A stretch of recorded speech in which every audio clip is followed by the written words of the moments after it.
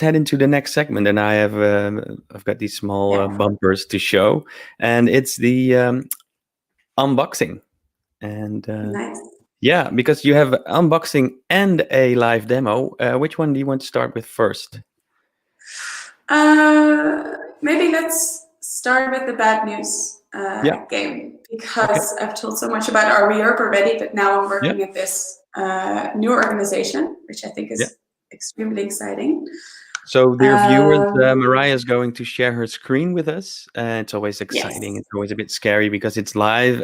If you do have any questions at this point or would like to add anything, please do use the chat, and we'll be looking at your questions and comments. There's your screen, and I'll add it. And so this is. Awesome. Tell us what we're seeing right now. This is the bad news game, and this is a game, one of the projects that is organized by DROG, and DROG as a whole is basically an incubator-style organization that sets up all these projects that tackle disinformation. And this was the first one, and it seems very simple. It's a basic game, but what this game does is to put you into the mindset of the troll, of the bad guy, of the person spreading the disinformation. And through doing that, you learn what the techniques and tactics of these people are, so that if you see disinformation in the wild, you are more likely to be able to spot it. And this has been done in collaboration with Cambridge University. And the exciting thing is that they, through their research, found that people who played this super simple game were 20% more likely to spot disinformation after having done this game. And who is the target audience to play this game? It's quite broad. They launched it quite broadly, and it just went viral on Reddit, which I think was very exciting, because you're looking specifically for people who are online a lot. Yeah. But versions of this game are also used in classrooms right now, on high schools, and could even be used, for example, for corporates to use for their employees, who they think are possibly at risk of doing their work less good if they are influenced by disinformation. Yeah. So every game has a specific game. Yeah, let's go. Sorry, I'm interrupting. Sure. Don't let us wait any longer. And I will put the URL out in the show notes as well, so people can play it themselves. But just walk us a bit through, play it a little bit, and it might be any question. So it's just a very simple game, which uses all of these random but very funny prompts. So first you're introduced to a person who's introducing you to become a news tycoon. Don't go too fast. You might want to read along. Yeah, I noticed it. So basically, you're going to be this fake news tycoon. Yeah.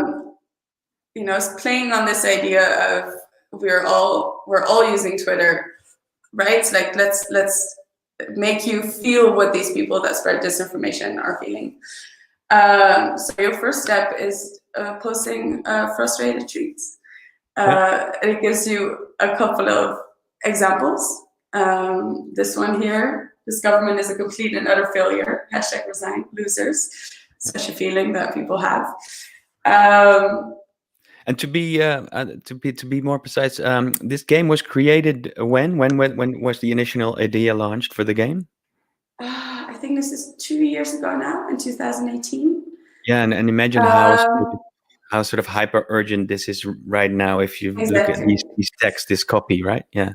For sure, all of these, and the whole thing is the tactics and techniques of disinformation are made for you to feel like it's hyper urgent.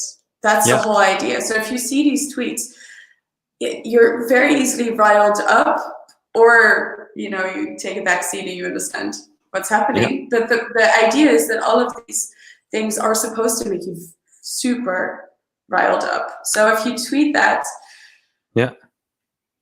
something happens. Here you see how many followers you've gained by doing that, but your credibility is quite low. So that's a problem. If you want to be this super huge tycoon, you got to get the most followers and the highest credibility, which is something that we're going through in this game. Yeah. Let's see. The next, I'll just let you read it. Words to live by, but people don't find you very now you credible need to yet. raise your exactly. So it explains what I basically just explained to you. Yeah. Here it will give normally, please do this. This is where Cambridge comes in and actually reviews who you are. This is how they actually get their information. We're not doing that right now. Okay, but we want to make sure that you actually become a credible person. So we are going to fake a credible person. Who's this person? Okay, so let's try and act like you're Donald J. Trump, who's president of the United States of America. I'm not sure how long we should actually click through this, but now you get to choose the right sort of person you want to. Exactly, you get to choose the person. Now we understand it's a bit fake. Starts to explain to you how people fake accounts on Twitter. Some people react to that because they think Nickelodeon is saying something horrible about SpongeBob. Which means some people are picking up on this, right? Some people are starting to understand that you're actually a credible account. Yeah. That's their perception.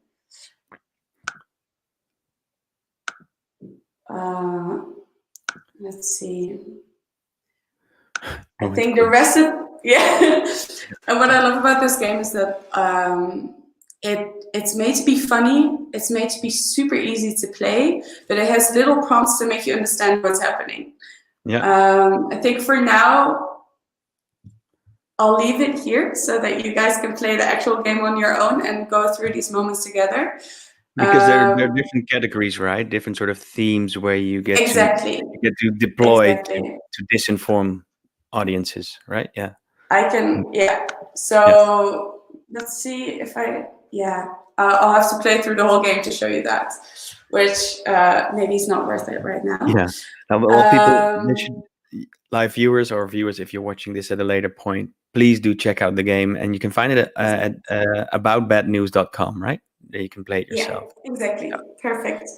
And please have a look at specifically how easy to use this is, and how it feels like it's the most simple game ever. It's funny, it's quick, but in hindsight, it makes you understand what the tactics were that you were actually playing all along. And that moment for me, even having thought that I was a very media savvy person, I started to understand a lot better what these moments were that I was actually being influenced. Now, and not just to understand them. I'm sorry? No? Not just to see it, but to also understand it in a bigger framework, which to me was super useful. Yeah, and now working within this organization that fights disinformation in many ways, what are the most important things you've learned while joining DROG about bad news, about what journalists should or should not do? Nice. I think the most important thing is that we tend to fight disinformation based on the content. So when we see disinformation, we get angry and we respond to the content by saying, that's not true. Whatever you were saying is fake news. And we're just going to shout very loudly that that is not true. Yeah. Wait, Marije, I've got a segment